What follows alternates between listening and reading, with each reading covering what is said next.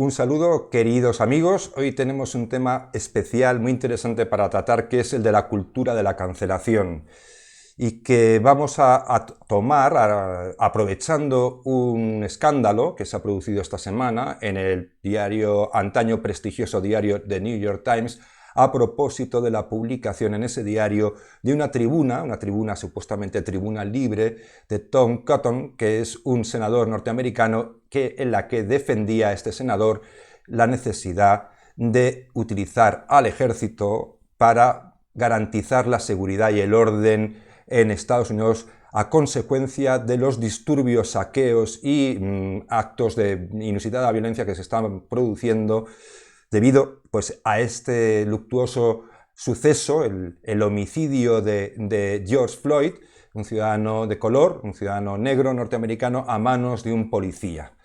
Bueno, pues el escándalo que hoy trata en una columna extraordinaria uno de nuestros articulistas y que está presente hoy como contertulio, Dante Augusto Palma, es un escándalo que pone de relieve una cultura de la cancelación que se está imponiendo de una forma arrolladora. Y no solo porque la imponga ya, se haya impuesto incluso en el diario The New York Times, es que se impone en general en cada vez un público más numeroso, incluso de un signo y del otro. Es decir, la cultura de cancelación consiste básicamente en impedir que se manifiesten opiniones contrarias a la mía. Es decir, solo lo que yo quiero escuchar debe ser publicado.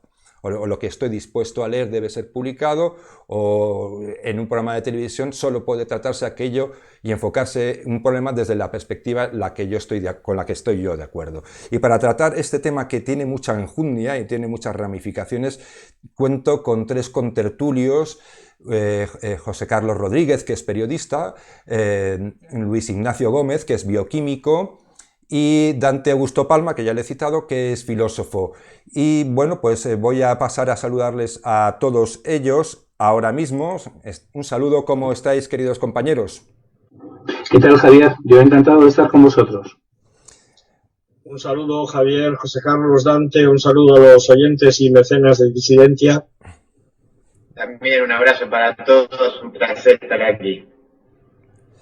Muy bien, pues directamente, si os parece, voy a empezar con Dante, porque es el autor de la columna que se acaba de publicar y bueno, pues que trata directamente el asunto en cuestión, que es el que ha puesto de relieve un problema mucho más grave, más profundo, que es el asunto es que lo curioso es que The New York Times en principio considera que debe publicar la columna de Tom Cotton, y después, como la reacción de sus suscriptores, de muchos de sus suscriptores, es directamente darse de baja porque no está de acuerdo con esa publicación, pues lo que hacen es, bueno, pues darse de baja. Y entonces, ¿qué hace el diario de New York Times? En lugar de mantenerse firme en sus principios de pluralidad y tal, lo que hace es directamente recular, empezar a, bueno, pues a exponer mil y una excusas, todas ellas falsas, por ejemplo, que no habían leído,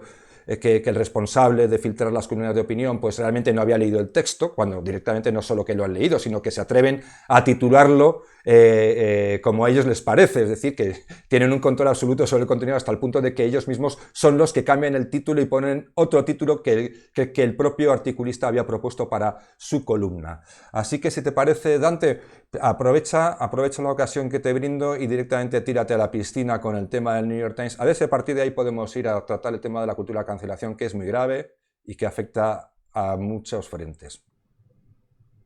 Sí, Javier, lo contaste bien cómo fueron los hechos. Yo también considero que es un escándalo. Sé que ha habido muchísima controversia también en Estados Unidos y me parece que es un hecho que nos permite, digamos, como pocas veces se da, que un hecho condensa todo un clima de época que en Disidencia venimos discutiendo desde hace mucho tiempo y que por supuesto se da en España, como también se puede dar en Argentina, donde vivo yo. A mí, en lo particular, si querés, la novedad de este episodio es que el propio diario ha explicitado las formas de la censura. Vos lo adelantabas recién, cuando claramente, si cualquiera de nuestros oyentes hoy ingresa a la página de New York Times, va a encontrar la nota de Tom Cotton, pero la va a encontrar con una adenda, una aclaración previa del editor, en la cual se explica mucho de lo que vos mencionabas, se explica cómo es el proceso de revisión, yo diría, censura, control. También se explica esto que indicabas vos, de que, bueno, finalmente el título buscó un título incendiario, creo que el término incluso estricto es título incendiario, aunque no debimos haberlo hecho. Como conclusión es, no debimos publicar la nota. No debimos publicar la nota. Eso lo dice el propio editor cuando uno ingresa a la nota, ¿no? Es decir, la nota se sostiene, pero hay una aclaración que dice, esto que usted va a leer no debió haber sido publicado. Es grave, digamos, es grave, y es más grave en un medio como el de New York Times, que yo concluyo la nota que se llama No publicarás, y que fue publicada hoy en Disidentia, justamente un poco mostrando esto, digo, si The New York Times no tiene, lo que aquí en Argentina diríamos, las espaldas, no tiene la fortaleza para poder tolerar la presión, sea de un gobierno, sea de las empresas, en este caso de los suscriptores, ¿qué le queda para medios más pequeños, ¿no? Después, en todo caso, seguramente va a salir a lo largo de la charla la cuestión de lo que podríamos llamar una cierta tiranía de los suscriptores, y en todo caso lo que, desde mi punto de vista, es mi hipótesis acerca de la novedad, de qué es lo nuevo que ha aparecido en este punto, pero me parece que hay un tema ahí interesante que vos lo expresaste bien, y es esto también de una cierta intolerancia respecto de la opinión que no me gusta. Sí, también aparece aquí en juego esta idea de la libertad de expresión a merced del ofendido, ¿sí? Es decir, habrá libertad de expresión que haya una ofensa objetiva, sino en la medida en que alguien perciba que hay una ofensa en una columna de opinión, que en este caso, insisto, era una columna de opinión firmada por el senador de Arkansas. Bueno, digo, hay un montón de elementos que aparecen ahí y que me parece que dan lugar a esta charla y a todas las cuestiones que van a surgir de aquí. Muy bien, pues gracias, Dante. Muchas gracias, Dante. Vamos a ver, vamos a ir poniendo el tema en el terreno de juego, vamos a ir pasando una pequeña introducción cada uno de los intervinientes, y ahora le voy a dar paso a Luis Ignacio Gómez para que nos haga esa pequeña aproximación al tema. Vamos a intentar ser dinámicos y vamos a intentar, y si acaso, porque este es un tema que tiene muchísimo que tratar. Sí, Javier, por no introducir aspectos nuevos, de los que sin duda hablaremos más tarde, ¿no? A mí realmente no me ha sorprendido nada de lo que ha ocurrido en el New York Times. La sorpresa, si acaso, está en la publicidad, en la notoriedad que se le ha dado a un hecho que, bueno, viene siendo o ha dejado de ser extraordinario en los últimos años, ¿no? Ver cómo las redacciones de los periódicos, de la prensa informativa, no solamente de la prensa opinativa o opinadora, sino de la prensa informativa, eligen con gran delicadeza los contenidos. Es decir, qué es lo que se presenta no ya solo como opinión, que bueno, todos los periódicos tienen una línea editorial y se puede discutir si me gusta más o me gusta menos, si me gusta más me suscribo al periódico, si me gusta menos abandono la suscripción, pero a la hora de presentar noticias estamos observando exactamente el mismo fenómeno. Y creo que estos procesos de autocensura, estos procesos de limitación de la visión que se nos da sobre la realidad, tiene dos vertientes. De un lado, el vertiente de quien provee la información, que escoge la información en función de gustos, pero también desde el punto de vista de quien la consume. Curiosamente, hasta hace muy poco, nuestros gustos se limitaban al consumo de determinados opinadores o de determinadas líneas de opinión. Y hoy en día lo que estoy notando es que esto también se ve reflejado en qué noticias queremos que se nos cuenten y de cuáles no queremos saber nada, ¿no? Y me parece un fenómeno muy llamativo el hecho de que, bueno, pues poco a poco, debido a cuestiones fundamentalmente identitarias, creo yo, estamos incluso siendo selectivos con la forma en que queremos que se nos sirva información. No solo ya opinión, sino información. Muy bien, muchas gracias, Luis. Doy paso a José Carlos. Un saludo, José Carlos. ¿Qué tal, Javier? Bueno, yo quería completar lo que ha expuesto Dante con un hecho que pasó a finales del mes de mayo, en realidad hace un par de semanas o 3 quizás. Y es que el diario The New York Times agujereó un artículo publicado por uno de sus colaboradores, Bret Stephens, por motivos muy parecidos, ¿no? Por motivos también, digamos, ideológicos. Él intentaba explicar lo que creía que eran y así se titulaba el artículo, los secretos del genio judío, y explica cómo, bueno, pues los judíos son una minoría pequeña en los Estados Unidos y sin embargo tienen el 40% de los premios Nobel de Estados Unidos, son no sé si el 50% de los grandes maestros de ajedrez y demás, ¿no? Entonces, él recoge los datos y luego, pues, da una explicación. ¿Qué es lo que pasó? También aquí hubo una reacción por parte de una parte importante de los lectores que decían que Stephen él se basaba en un artículo científico. Este artículo daba una interpretación, si queréis, genetista, ¿no? O racial de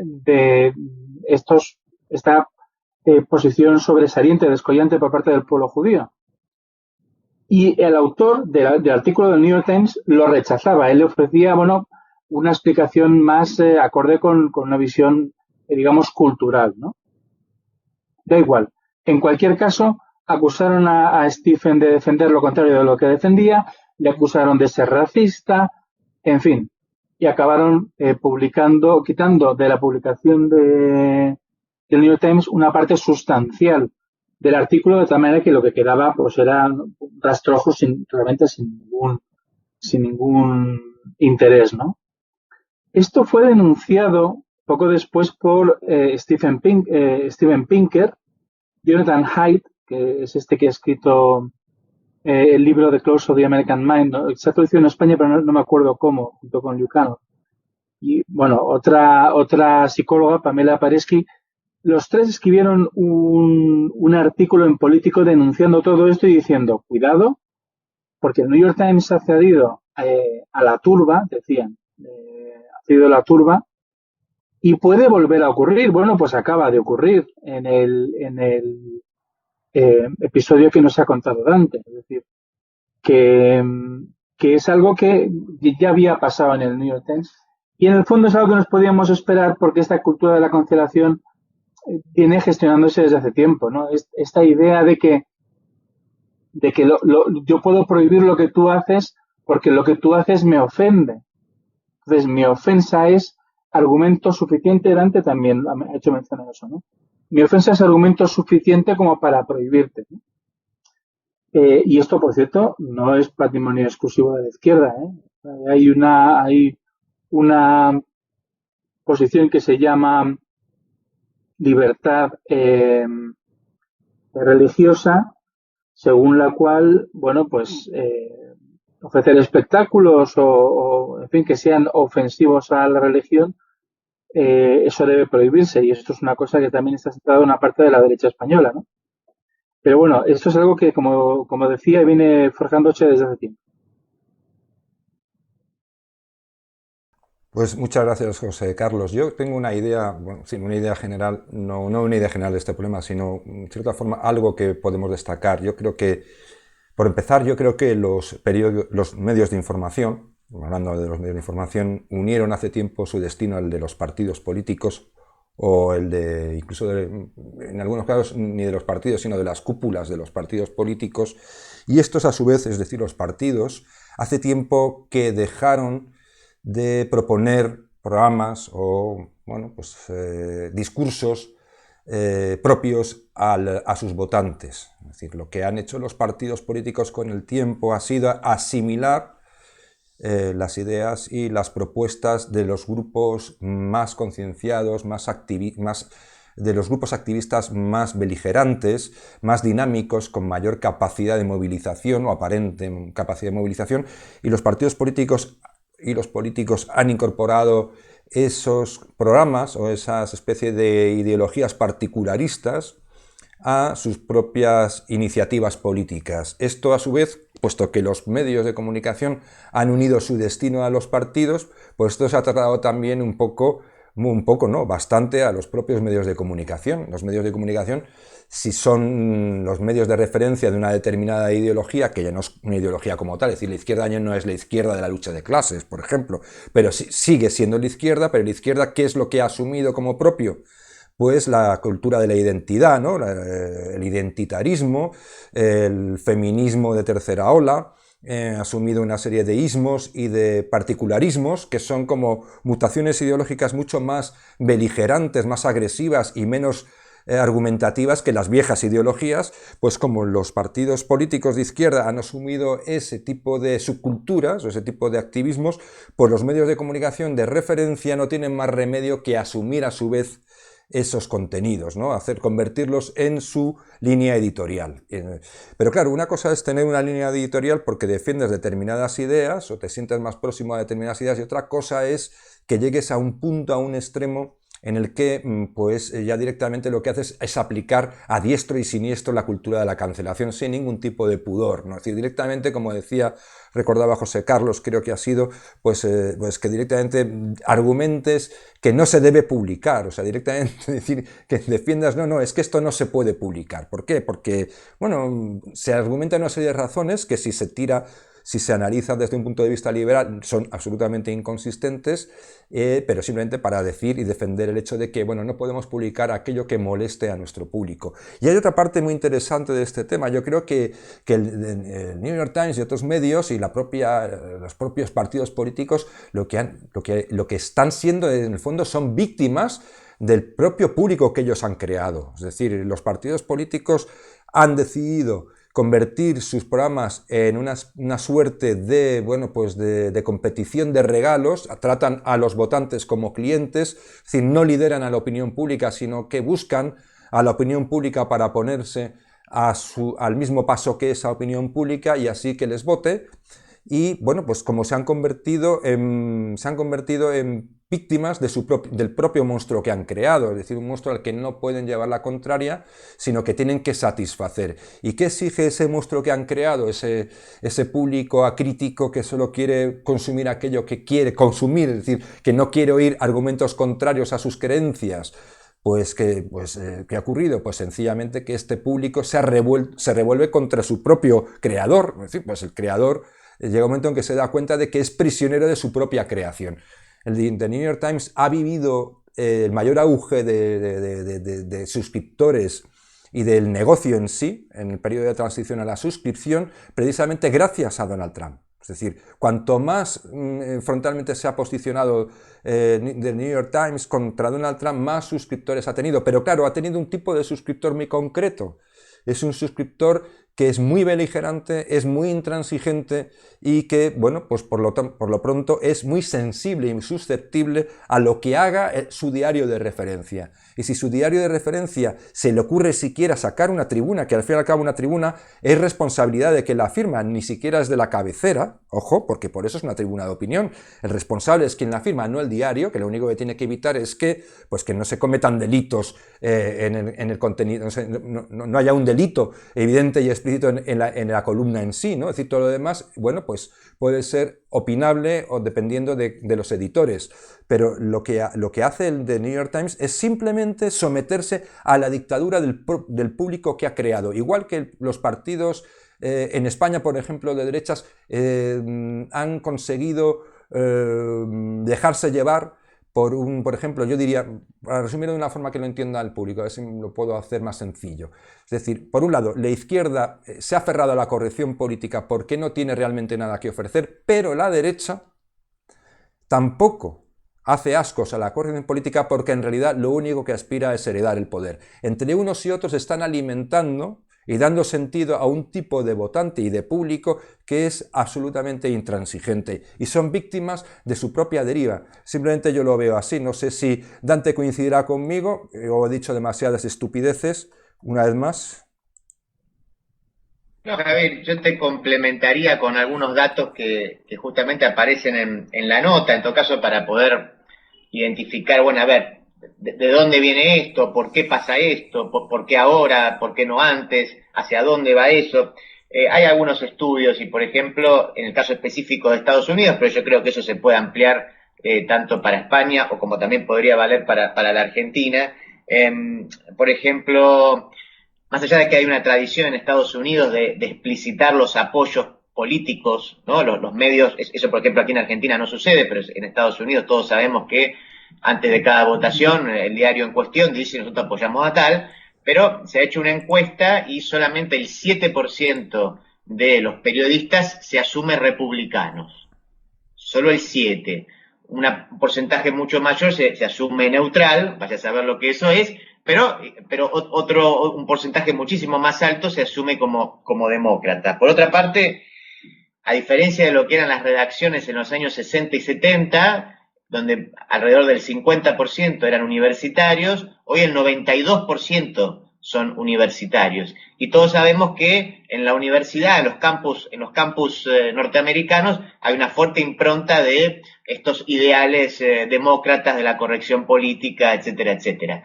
Y justamente, de hecho, cuando buscaba información para hacer la nota, di con un hilo en Twitter de una periodista que participa de las columnas de opinión del New York Times, y ella expresaba algo en este sentido, decía algo así como que hay una especie de guerra civil al interior de la redacción del New York Times, que es una guerra entre los mayores de 40 y los menores de 40, que es una guerra generacional, pero que también es una guerra ideológica, en el sentido de que los mayores de 40 tienen una concepción del periodismo más en una línea liberal-libertaria, mientras que los menores de 40, que fueron contratados por estos mayores de 40 pensando que contrataban liberales, lo dice así la propia periodista, se encontraron con otra cosa.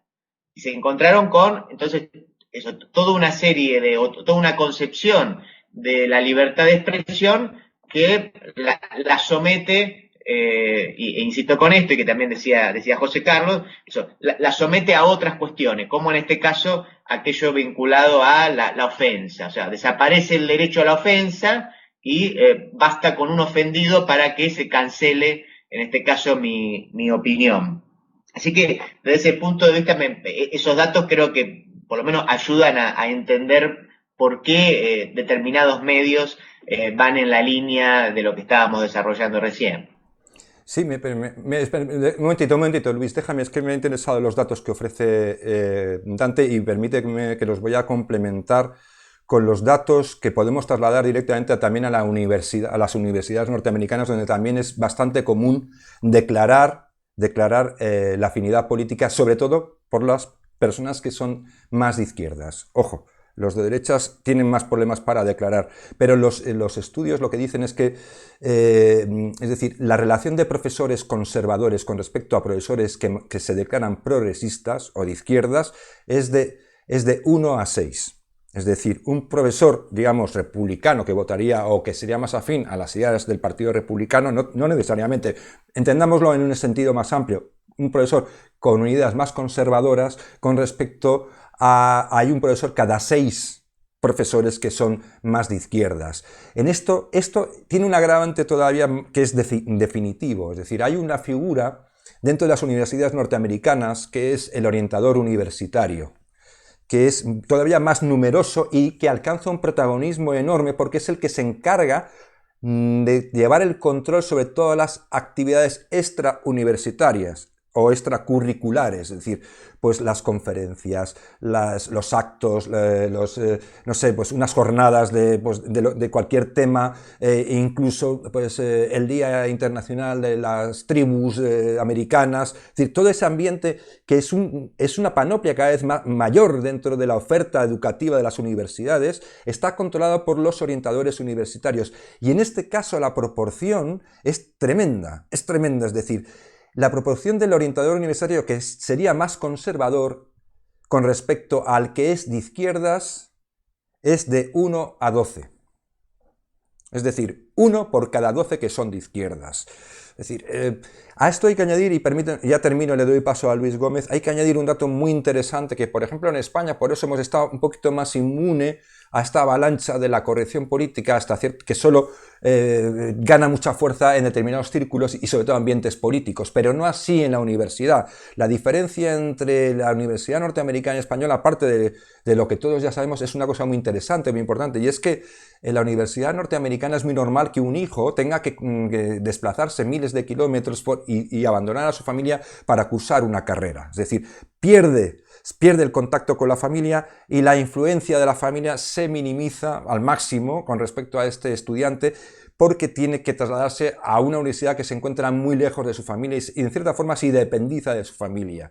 Y ahí entonces es muy fácil que un alumno caiga, digamos, dentro del influjo, de la influencia del ambiente que exista en el campus, porque está completamente ya desvinculado de su familia. Eso en España no ocurre, porque en España lo más normal es que, como aquí se han hecho universidades casi por cada pueblo, al lado de cada pueblo, pues lo normal es que una persona que vaya a la universidad realmente está en la universidad cuando va a clase, si es que va a clase, pero el resto del tiempo no se desvincula de su familia. Por lo tanto, es un poquito más inmune a este influjo de la cultura de la cancelación, pero es cierto que la izquierda la izquierda y no solo la izquierda, ojo, es que aquí no quiero parecer demasiado muy poco neutral. Yo creo que la cultura de la cancelación, desgraciadamente, es ya algo muy generalizado. Y ahora ya sí, perdona Luis que me haya metido esta especie de morcilla, pero ahora ya sí directamente, Luis, te doy paso. No, si no era yo el que quería intervenir, creo que era José Carlos el que nos quería contar algo vale. a cuento de lo que contaba Dante. Vale, pues sí, entonces José Carlos. Es una cosa muy breve, simplemente que mencionaba Dante un hilo escrito por una periodista del New York Times que se llama Barry Weiss, y ella mencionaba en un determinado momento que lo que podría explicar esa cultura de la cancelación, ¿no? Ella no, por supuesto, no lo decía con esas palabras, era lo que los dos autores que he citado antes, Jonathan Haidt y Greg Lukianoff, en La transformación de la mente moderna, que es como se ha traducido el libro al español en Deusto, llaman safetyism, que no sé cómo se ha traducido porque el libro no lo he leído, pero podría traducirse algo así como segurismo, ¿no? Es esa pretensión de estar completamente al abrigo de cualquier opinión que suponga un momento de tensión para mí, ¿no? Entonces, tú dices que hay que sacar el ejército de la calle para controlar los disturbios y entonces, bueno, eso está en contra de lo que yo pueda pensar y no me quiero sentir mal. O sea, es que no es ya que no esté de acuerdo, es que tengo un derecho a que no me molesten, ¿no? Y entonces quiero estar en mi mundo seguro con mis ideas que todo el mundo comparte y, bueno, esto es un poco también parte de la explicación que esta periodista, que por cierto estaba a favor de retirar el artículo, pero es parte de la explicación que esta periodista daba a esta situación. Muy bien, ahora sí que le doy paso a Luis. Sí, muy interesante lo que contáis y muy preocupante al mismo tiempo, ¿no? Yo la cuestión que me hago, y así a lo mejor empiezo a sacar o intento sacar un par de ideas de lo que estamos observando, ¿no? Llevo mucho tiempo intentando encontrar una explicación a las razones por las que desde la política, desde hace unos años, asistimos a este empeño por uniformizar determinadas ideas sobre nuestra realidad cotidiana, ¿no? Yo este fenómeno vengo observándolo desde hace tiempo a través de los ojos de un monstruo que me he inventado, que es una mezcla, es un híbrido entre Hayek y Adorno. Y por un lado, aplicando la humildad de Hayek, en el sentido de que nos resulta imposible saberlo todo, pero también utilizando los principios de la obra de Theodor Adorno, de la dialéctica negativa, intento averiguar cuál es el motivo por el que de manera rotunda y contundente y empozoñante se intenta por todos los medios, desde el principio, desde los primeros niveles educativos, no ya solo en la universidad, también en la escuela primaria y en la escuela secundaria, se intenta evitar aquello que es el principio fundamental en el que se basa la dialéctica y el intento de filosófico y científico también al mismo tiempo de acercarnos a la verdad, ¿no? Que es aquello que no es conciliable. Todos los hechos y todo lo que observamos presenta matices no conciliables con el ideario o con ningún ideario, ni con el de derechas ni con el de izquierdas. Y precisamente estos matices no conciliables, que según Adorno son los que fundamentan la dialéctica, son los que se pretenden obviar. No solamente desde el punto de vista de no se presentan, sino desde el punto de vista de si se presentan, son una agresión frente a tu ideología, frente a la idea que creemos que debes de tener para llevar una vida feliz, una vida más acorde con el resto de la sociedad, ¿no? Yo no sé cómo lo ve Dante, que es filósofo, pero a mí me da la impresión de que se está intentando reescribir una normativa ética, obviando e intentando evitar no ya la discusión en sí misma, sino cualquier atisbo de duda que pudiera llevar a un ejercicio dialéctico para dilucidar, para discernir en torno a los hechos. Os pongo un ejemplo muy breve para que os deis cuenta de qué es lo que quiero decir. He estado viendo la prensa alemana buscando precisamente temas en los que es muy obvia la cancelación, ¿no? Y la cancelación parcial a la hora de presentar una noticia. Resulta que en los últimos 7 años, solamente un artículo de la revista Spiegel se ocupa de la relación que pudiera haber entre las organizaciones humanitarias alemanas que se dedican a recoger inmigrantes en el Mediterráneo y las mafias de trata de personas en el norte de África. En 7 años, un artículo. Y en los mismos 7 años, si uno se va a Google, aparecen cientos de artículos dando la noticia de que la organización humanitaria tal y tal ha rescatado a 50, a 100, a 15, a 20. Es decir, se presenta una verdad, porque es cierto que ha habido un rescate, y sin embargo, el periodista no se preocupa por presentar al mismo tiempo aquellos matices que hay detrás que pudieran ser negativos y que pudieran ir en contra del Welcome Refugees instaurado en su momento por Angela Merkel, ¿no? Es un ejemplo para que nos demos cuenta de cómo se están evitando este tipo de matizaciones. Ya digo, lo que Adorno llamaba aquello no reconciliable, que es precisamente, según él, lo que fundamenta la dialéctica, y para mí la dialéctica no es otra cosa que el ejercicio de pensar y discutir, intentando discernir los matices de un hecho para acercarnos lo más posible a la verdad, ¿no?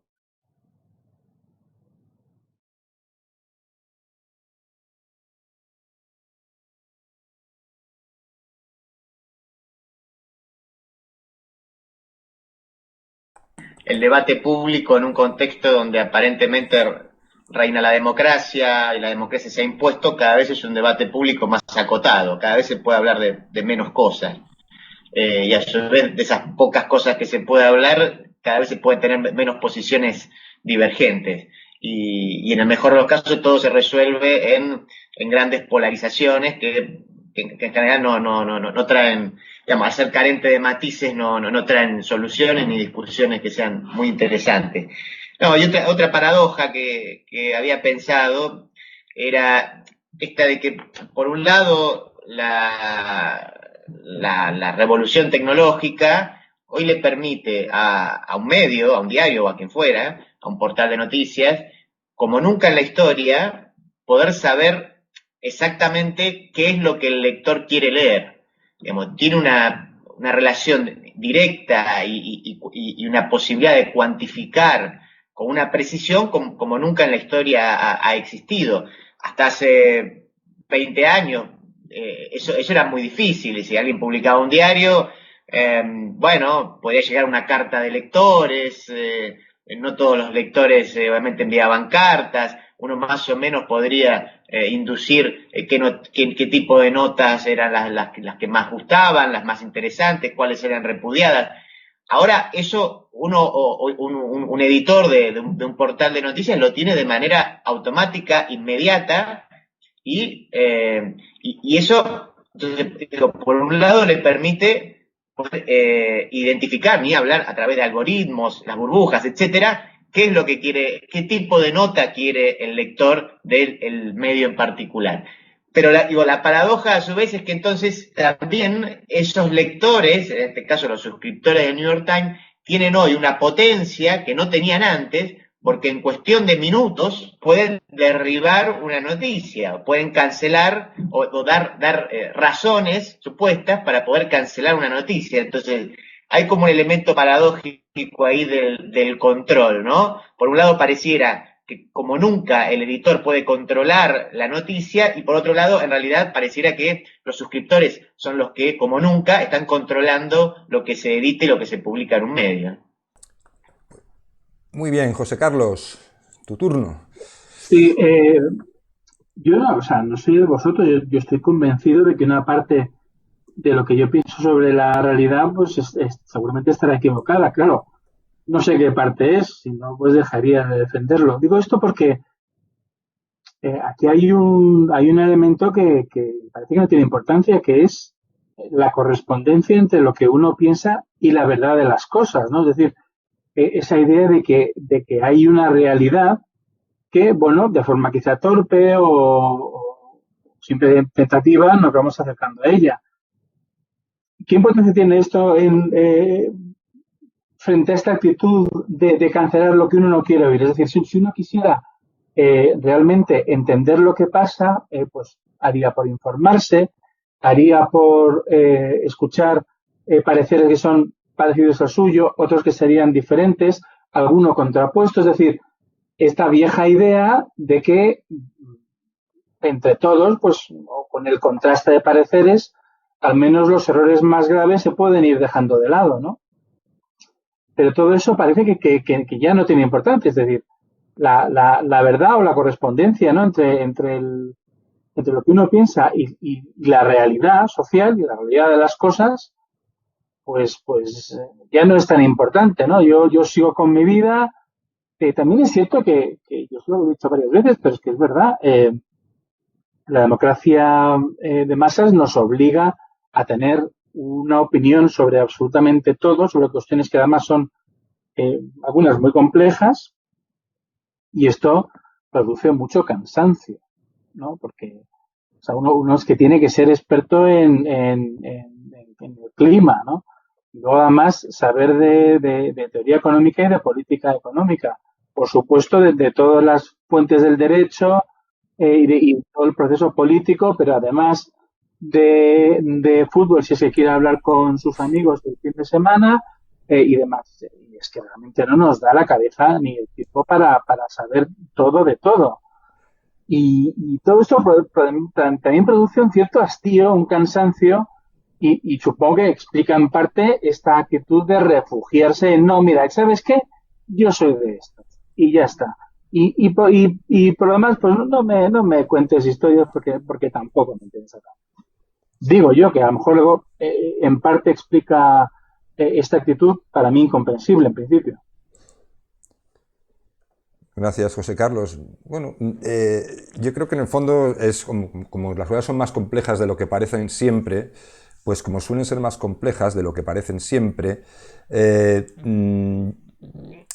hay en cierta forma, se mezcla un poco todo. Es decir, por un lado, el público que ha creado la política y los medios que se han vinculado a esa política han unido su destino a esa política, esas políticas que además van cambiando, que muchas veces son, pues cuando se trata de la corrección política es una política mutante, ¿no? Pues, imprevisible, que cambia, que incluso se revuelve contra ti, aunque tú eras, no, yo soy de los tuyos, no, pero la corrección política no distingue, ¿no? Pues al final se revuelve contra ti, te muerde, te arrastra, te puede incluso condenar a la muerte civil.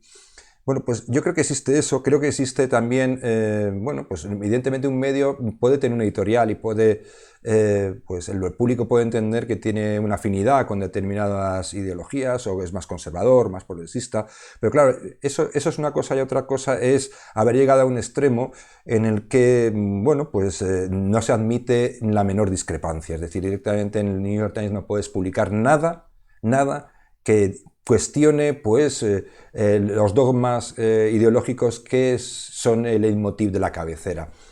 Esto también ocurre en los periódicos contrarios muchas veces. Yo, bueno, tengo una experiencia de haber sido jefe de opinión en un diario y, bueno, haberme encontrado intentar crear una sección de opinión que tuviera un poquito de diversidad, es decir, porque para que el debate fuera real y no fuera impostado y no fuera solo sirviera para, pues eso, para el sesgo, pues para confirmar al público, ¿no? Un sesgo de confirmación y no sé, como queréis llamarlo, y recibía críticas de unos y de otros. Dice, pues no entiendo por qué pones a este tío, no entiendo por qué pones a este otro, no entiendo a este, y era simplemente por una falta de afinidad ideológica. Y digo, bueno, es lo que me ha ocurrido, por ejemplo, discutiendo en Twitter sobre el tema de New York Times y el escándalo de la columna de Tom Cotton. Es decir, pues al final estaba discutiendo con un politólogo más de izquierdas y me decía, es que en realidad todo lo que defiende este tío pues es inconstitucional por esto, porque no se puede hacer lo otro, porque no se puede hacer otro. Y yo estaba pensando, y bueno, ¿y no será mejor precisamente que este hombre publique la columna para que este debate que tú me estás sacando ahora para defender que no se puede publicar, para que tú defiendas tus posiciones y demuestres al público que bueno, pues que no estás en acuerdo y convencer a un público que de otra manera vive en la inopia? ¿Seguiría estando en la inopia? No, sí. Sí. Yo creo que tienes toda la razón. Yo creo que hay un valor intrínseco en el que en un medio de comunicación quepan distintas opiniones, ¿no? Que tenga su propia línea, pero bueno, siempre está esa figura, ¿no? De la tribuna, ¿no? Un espacio donde distintos sectores de la sociedad pues pueden participar en un debate sobre temas que interesan en general a la ciudadanía y no siempre desde el mismo punto de vista. Y si un medio de comunicación hace eso en sí es interesante porque sus lectores ven que, bueno, que hay un debate, ven que hay posiciones distintas y digamos tienen esa experiencia, ¿no? Del contraste de pareceres. Yo creo de todas maneras que en última instancia la diversidad se da en el kiosco, es decir, en el kiosco o si queréis, en el dial o en la URL o en el canal de televisión, pero y de hecho, bueno, hay una historia que os quería contar y es que hay un semanario británico que se llama The Spectator que acaba de salir en Estados Unidos. Ha anunciado que ha salido, ¿no? Una edición en Estados Unidos. Y su publicidad dice, not the New York Times. Es decir, no somos el New York Times.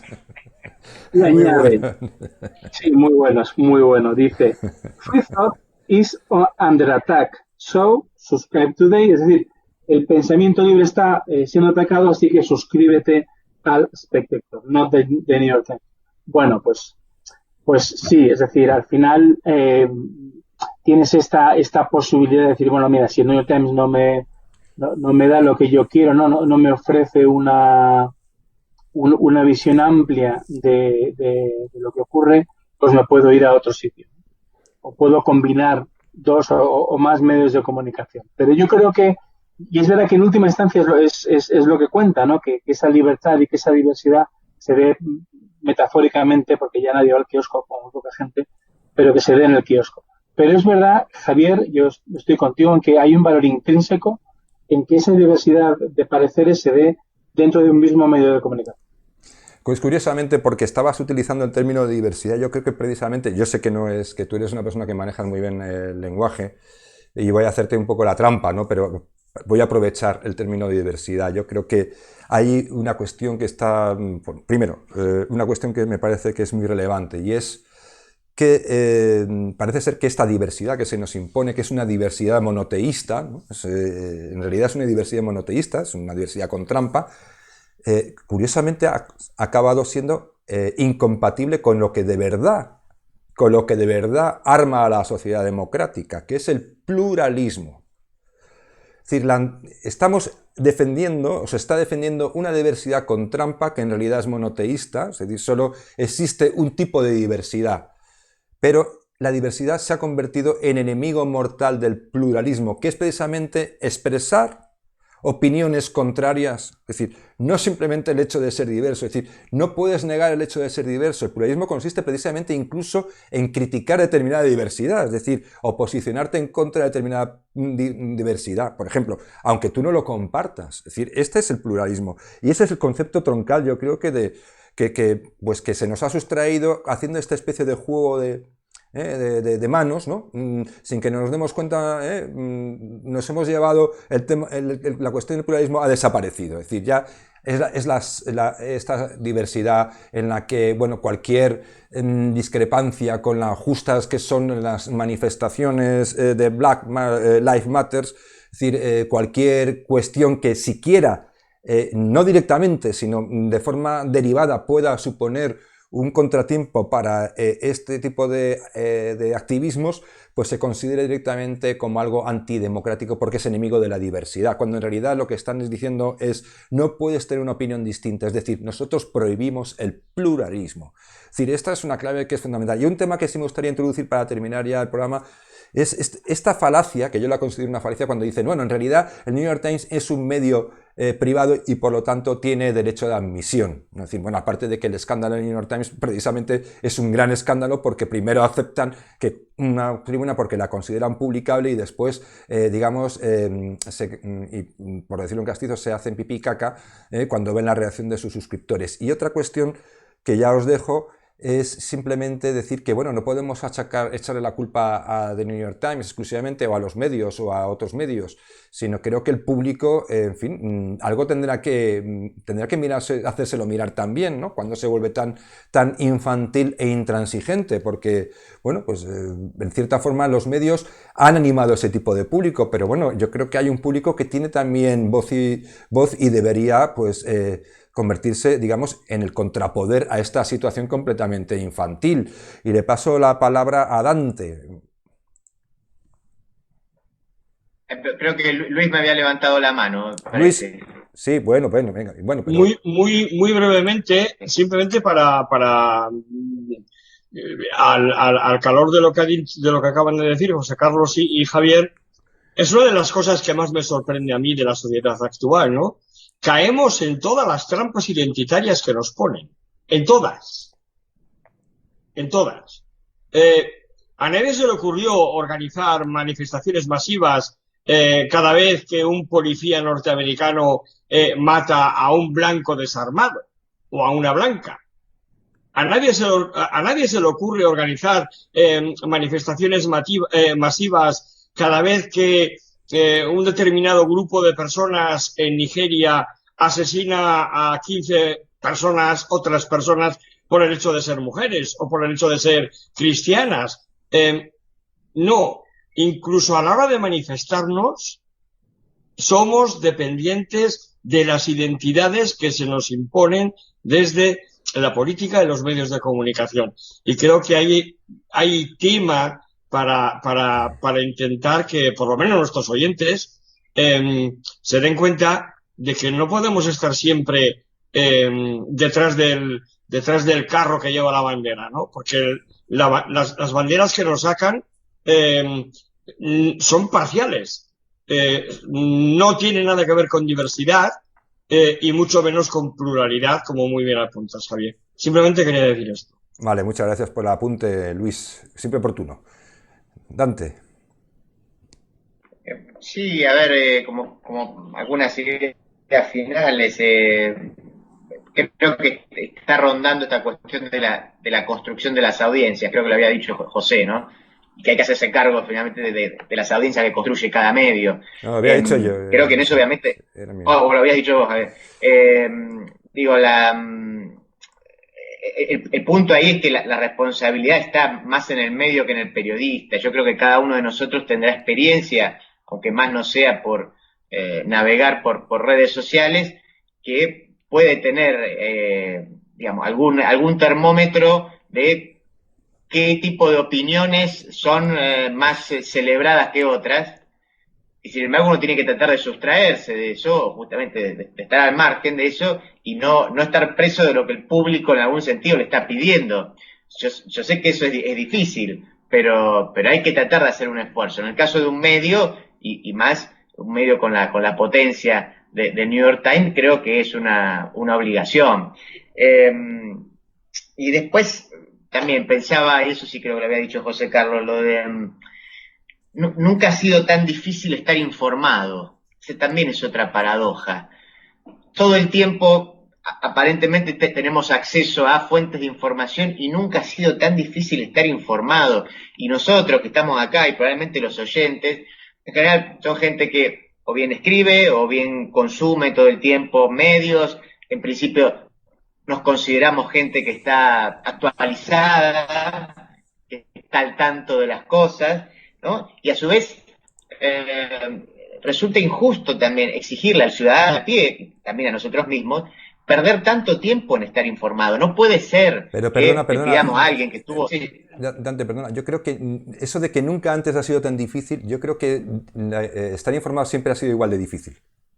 Igual de difícil. O sea, bien no, informado pero no es más difícil sí, ahora. Lo que pasa es que creemos que estamos mejor informados. Quizá la cuestión está en el espejismo de creer que estamos mejor informados o sentir que tenemos muchas más fuentes de información, que es distinto con estar mejor informados.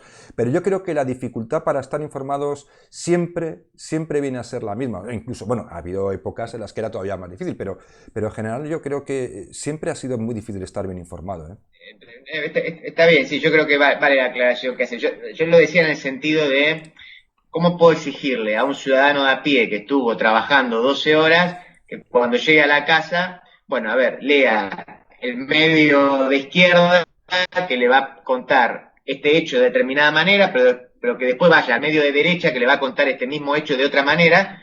Probablemente vos, Javier, me dirás, bueno, siempre fue así, y es verdad, pero digamos, la cantidad de tiempo que hoy necesita uno, probablemente por la cantidad de estímulos de información que hay, para sentirse informado, a su vez ni siquiera hay una garantía en cuanto a un promedio, no es que entonces leo de un lado, leo del otro y la verdad está en el medio, ojalá, digamos, eso sería lo más fácil, No, pero el problema pero tampoco existe. incluso el problema es que ocurre todavía ahí, y creo que lo has tocado en algún artículo tú, Dante, es que el periodismo se ha convertido en una fábrica de noticias, es decir, se hacen noticias como churros.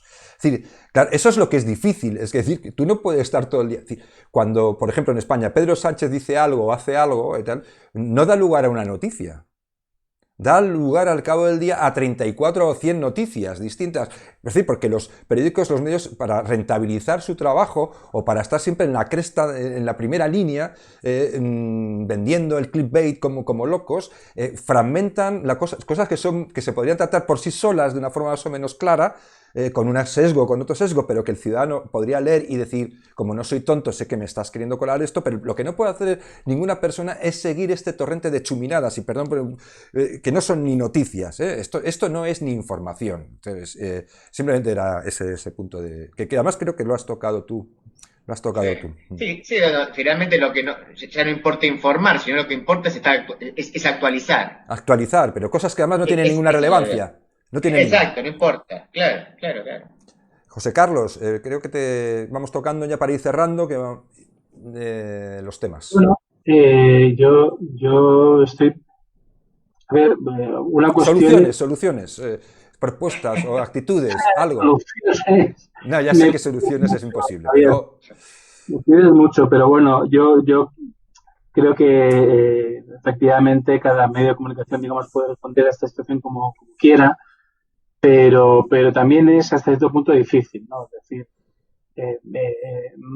mantenerse al margen y que el New York Times diga, bueno, me da igual perder miles de suscriptores porque yo, en el fondo, soy un medio de comunicación que recoge todo lo que merezca ser publicado, ¿no? Que al fin y al cabo ese es su lema. Es verdad que se ha traicionado, pero bueno, eso es su forma de suicidarse o su forma de triunfar, eso no lo sé. Lo preocupante es que todo esto responde a una verdadera corriente social, ¿no? A algo que es real, que es el deseo de mucha gente, especialmente gente más joven, de borrar es como el niño, ¿no? No sé quién lo decía, pero tenía razón. Es esta actitud de los niños que quitan del plato lo que no les gusta, porque no se lo quieren comer. Bueno, pues es igual, es esa actitud infantil, ¿no? Es que no me gusta, no lo quiero ver. Y es parte del infantilismo creciente que hay en la sociedad. Y eso es lo verdaderamente preocupante, ¿no? No que se sustancie, que también es preocupante, en tal o cual decisión del New York Times o de cualquier otro periódico. Sí, ahora es una cosa que es muy interesante. Yo creo que cuando se quiere defender luego el periodismo como una especie de profesión, con un cierto halo, ¿no? Bueno, de utilidad pública y está por encima de cualquier otra actividad porque cumple una función social de una enorme relevancia, hombre, pues de repente si reducimos el periodismo a que, claro, si publico esto tengo que tener una visión comercial porque si no, pues los accionistas se pueden enfadar conmigo por publicar cosas que molestan a los lectores, pues hombre, yo creo que si esa es tu mentalidad, pues igual lo que deberías hacer es no montar un diario y montar una fábrica de tornillos o de cualquier otra cosa que no admitiera demasiada polémica, ¿no? Entonces, cada cosa tiene su vocación y el periodismo tiene unas servidumbres. Si no estás dispuesto a asumir esos compromisos, pues quizá lo tuyo es montar una panadería y hacer rosquillas y punto, ¿no? Y se acabó. O directamente, pues... no sé, pues directamente, pues no sé, hacer contenidos enlatados, no tener foros, hacer suscripciones, digamos, en las que con un documento jurado ante notario prometas y jures que solo vas a dar aquello que demande cada lector, ¿no? Es decir, pues una oferta bajo demanda, ¿no? Y ya está, lo tienes todo absolutamente atado y bien atado. O hacer una plataforma como Netflix, ¿no? Pues que cada uno consuma exclusivamente aquello que quiera, pero que no entre directamente a ver todas las series de forma aleatoria que le puedan en un momento dado molestar. Yo creo que es un verdadero desastre y que yo he vivido esto además, curiosamente, y permitirme, voy a contar una pequeña anécdota. Yo he vivido esto, algo muy curioso, ¿no? Es decir, en un momento dado estaba yo en un diario que se suponía que era de centro derecha liberal y bueno, iba a escribir un artículo criticando el 8M, ¿no? Entonces, bueno, pues ese artículo directamente, sin mediar palabra y siendo jefe de opinión, sin informarse y sin dar ningún tipo de explicación, se decide no publicar. O sea, al día siguiente no aparece publicado, nadie me dice nada, ¿no? No se va a publicar, no aparece en la portada preparada. Y tal, y yo pregunto y tal, y entonces el editor me da, aparte de que él manifiesta que el artículo le parece estupendo y que no ve nada raro en él, simplemente dice que le han dicho que va a generarles un problema con la audiencia, que va a restarles audiencia porque es una postura que no es popular, lo que defiende ese artículo, ¿no?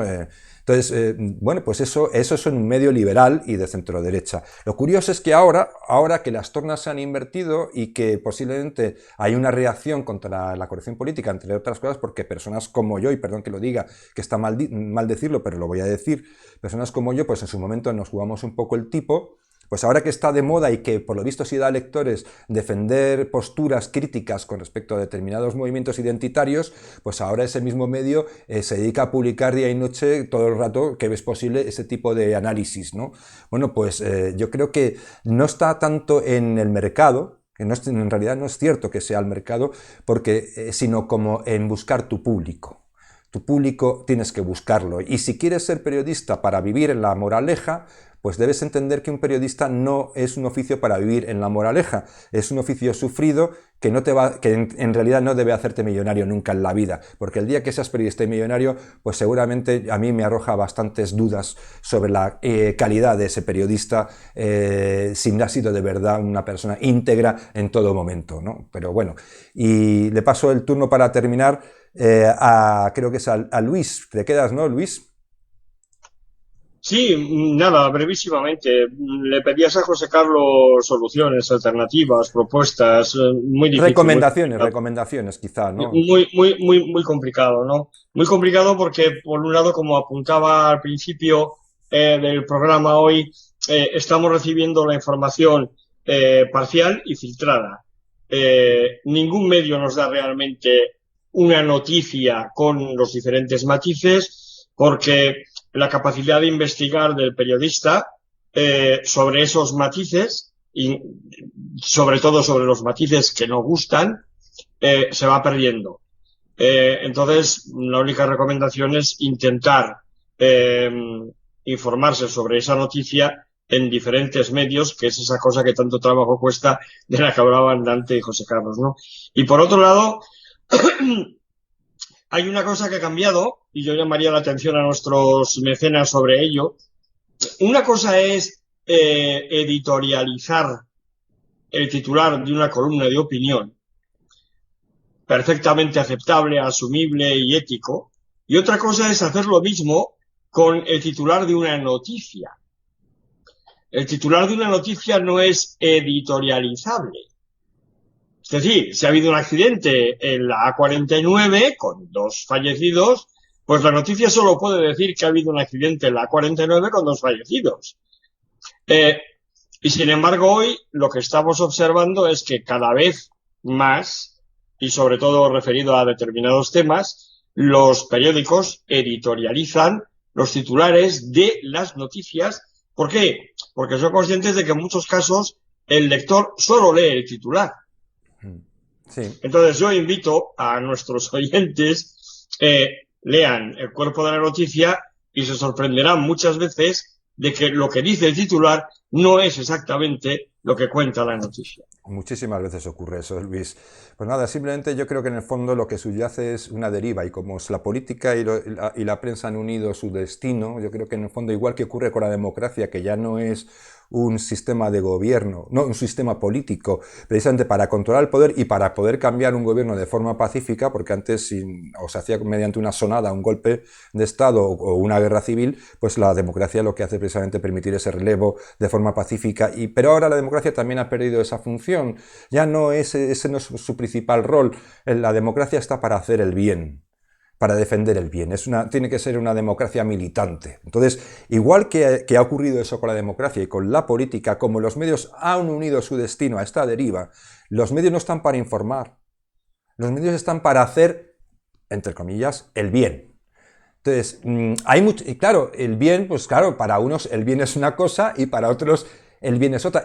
Y hacer el bien implica también una cosa todavía más chunga, que es combatir el mal. Ojo, que lo que ha hecho el New York Times es hacer caso a sus lectores que le estaban pidiendo que combatiera el mal, es decir, que aniquilara ese mal, y la forma de aniquilarlo es directamente hacerlo desaparecer. Pues muchísimas gracias por vuestra ayuda en este programa, que seguramente vamos a tener que volver a volver sobre él, porque afecta no solo a los medios, afecta porque el público también es el síntoma, y el público somos nosotros, y afecta a todos, en general a la sociedad, o a los individuos, a muchos individuos. Muchísimas gracias por ayudarme, José Carlos, un saludo y muchísimas gracias. Sí, Luis Ignacio, muchas gracias por tu participación.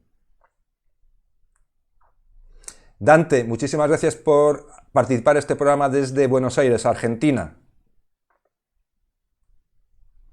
Pues como digo siempre, muchas gracias a nuestros mecenas, a nuestros seguidores, a nuestro público, que sabemos, por lo menos los que resisten con disidencia, que no se van porque publiquemos algo que en un momento dado les puede molestar o no estar de acuerdo con sus propias convicciones, porque es un público adulto, es un público maduro que lo que quiere es rescatar el debate y por lo tanto la pluralidad y rescatar desde luego la libertad.